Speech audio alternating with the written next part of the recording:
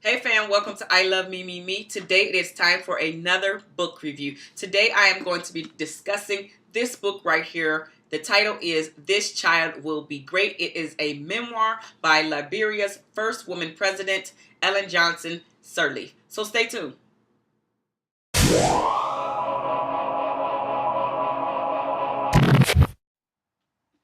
So, This Child Will Be Great is a very well written book. I really enjoy reading it. I actually like the fact that it taught me several things about Liberia and just Africa as a whole. One of the things that I really liked about this book is that it gave me a little bit of history. Now, history is not my strong point, but I absolutely know the tidbit of information that she introduced to me was not taught in my high school. So what I found out was that Liberia was actually established, colonized, and founded by ex-American and ex-Caribbean slaves and their free descendants.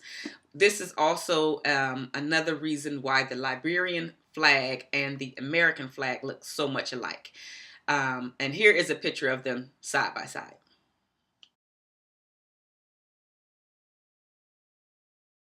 So as you can see that the big difference is that the number of stars within the flags. Liberia has 1 star, as you've seen, and then obviously the United States have 50 stars for representing each of the states. So I definitely like that tidbit of information because I know that that wasn't something that they taught within my high school. I like that fact. I also like the fact that she made sure she talks about her struggles from the time that she was basically born to the time that she became president. She talks about a lot of the struggles. She talks about the fact that she knew that she was privileged per se because women in Africa usually are not educated, and she went to a prestigious high school and got her education. And one of the reasons why she was able to do that is because her dad was a prominent figure within their government. And so they were just afforded privileges that most people weren't afforded. And so she recognized that, she realized that, and that was one of the reasons why she was able to move so far within her career. So I like that fact. She also shared the fact that it is pretty I guess she knows that on a regular basis that women are abused there, and she ended up marrying a guy that her family and friends really wasn't too keen on, but she married him anyway, and he became abusive to her, and her ex-husband end up coming to America because they both were trying to get their education. They were trying to build their life together, but it just didn't work out. He became very abusive, and then she just got out of the relationship. And she just talks about how it was a really big deal and a really big struggle for her to move to America because her and her husband had children. But because the family ties within Africa are really strongly knit together, her parents and the ex-husband's parents took care of their children while they went and became educated in America. Speaking of America, I like the fact that she talked about her ties to America. She actually went to Harvard to get her bachelor's in accounting, and then she also received a certificate from the University of Colorado, and I just can't remember what the certificate is in. But anyway, so she has ties to America. Her education actually is what afforded her these privileges. Let me just back up and say that I really like the title as well, and the title pretty much came from and when she was just a few days old. Now this was just a story that was told to her because again she was only a few days old. So when she was a few days old, an older gentleman from her village came to visit to see how the child was, and just basically he prophesied over her life to say that this child will be great and she will lead. So the title came from the older gentleman basically prophesying over her life, and she actually did become pretty great, and obviously she did end up leading, which she's now the president. But I just wanted to say that she was very, very prominent over West Africa because of her education.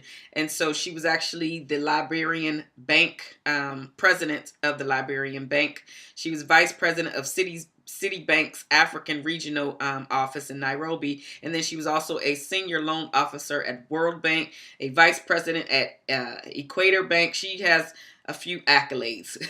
And so she was always in a leadership role. But then also I like the fact that she didn't make it very nice and pretty when it comes to herself. She actually was, she had been to prison.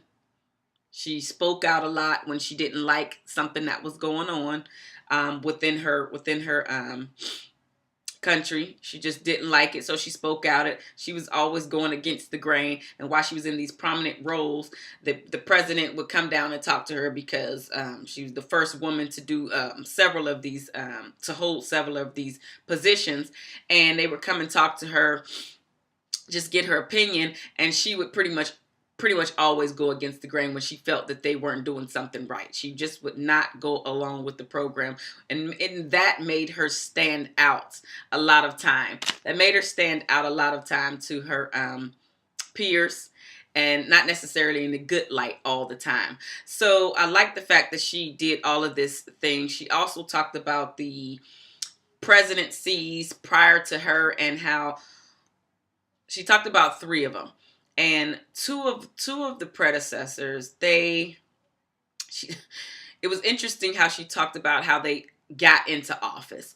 And both of them basically got into office because them and their team became rogue, and they basically just went in there and took over the mansion. That's what they kept calling, sort of like our White House. They kept going in there, and they would just take over the mansion and end up killing the president. And the person or group of people that established this killing became now the new president.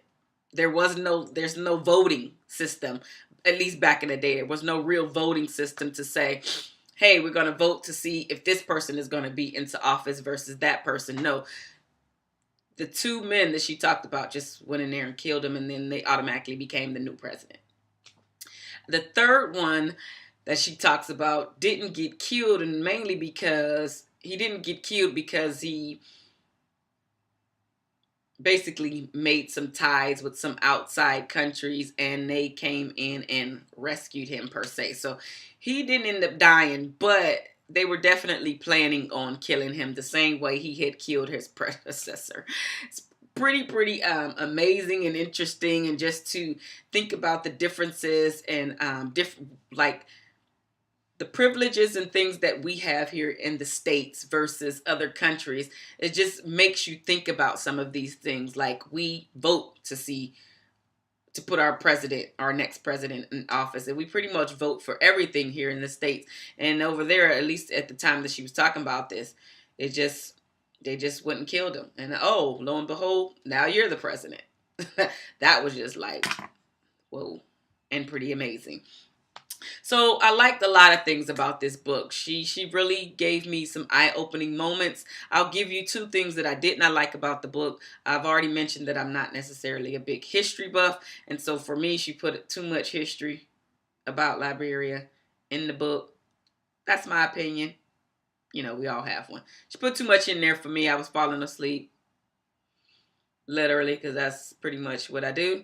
The next thing is that she used just entirely too many acronyms. Just too many acronyms, and they was coming out of the wazoo. Acronym. I'm like, you know what? At this point, I don't really care which organization did what. Let me just skim past that name. I'm just going to skim past that name, and I'm just going to read whatever it is she talking about. It was just too many acronyms for me to keep up with, and she just like name dropping them. She was just dropping them, and I was just like, lady, I don't even remember the first one that you said. So I'm definitely don't remember the 30th one that you put out there. It's just too many. Overall, a really great lead. She did become great, right? She was leading, and in a lot of these prominent roles. She was the first woman in a lot of these things that happened. And the bottom line, honestly, is that she was afforded all of this because of her education. So education really is a really big thing. And now as the president, she has been making sure that women are just as educated as the men are, because she knows that that is what helped put her into a prominent role, and definitely the first woman president role. She knows that her education is what was the key for her. And so she didn't want to be the only woman that stood out to do that. So she built some schools, and so now they're implementing training the girls. She also talked about a lot of the war that was going on there, and just people feeling very, very intimidated and scared for their lives, because when the wars was going on, they were just killing people for GP. That's what they felt like doing.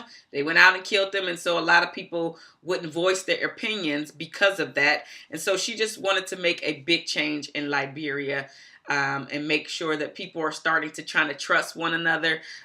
She was trying to, or is trying to, make sure that the children that became the mercenaries are now being given some education, and she's trying to make sure that they're rehabilitated, since they were recruited, mainly because whoever was coming in, the mercenaries that were coming in, they were making sure that they were killing off the parents. And at some point they were making sure that I guess making sure is correct. They were making the little boys rape their moms and then kill them. So she was trying to make sure that she's really rehabilitating these boys and children, and just giving them opportunities, and making sure that they, some of them anyway, knew how to farm and just read. And so she's just trying to make a big difference. And at the time, it was very interesting. This is actually the very last thing. Very interesting to me that she talks about the colorism there, because here in the States, it's pretty much, it's not talked about as much nowadays, but at least you knew that the darker pigment the darker you are, the less selected for you are in several things. People are very intimidated by you. Just whatever, the darker your skin is here in the States, is you're not selected for as much. So it was very interesting for me to see, especially as a darker skinned woman, to see that she was discriminated against because she had lighter skin. And the children over there didn't really accept her 100% because she had lighter skin and everybody else was of a darker pigment. So that was a very interesting dynamic and contrast to what I'm used to seeing, or what I'm used to hearing, especially here in the States. But I'm definitely giving this book 2 thumbs up. I'm definitely recommend that you read it. It was 4.5 out of 5 stars on Amazon. So a lot of people, obviously have read this book, have heard about this book. Have you heard about this book? Have you read this book? Please leave your comments in the comment section below. I love to read them. Am I doing a very good job in delivering these messages? Please give me a thumbs up so I know that I am delivering these book reviews on a pretty decent scale. And I will continue to make sure that I get better and better. And if you guys have a book that you want me to review, please put it in the comment section below, and I will review that book as well sometime in the future. Thank you for listening as always, and I will see you guys in the next video. 2 finger salute.